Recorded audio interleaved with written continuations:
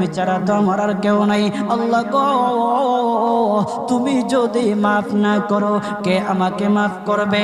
তুমি যদি মাফ না করো কে আমাকে মাফ করবে? তুমি যদি আমাকে মাফ করো তাহলে তোমার কোনো দিকে কমবে না, তুমি যদি আমাকে মাফ না করো তোমার কোনো দিকে বাড়বে না।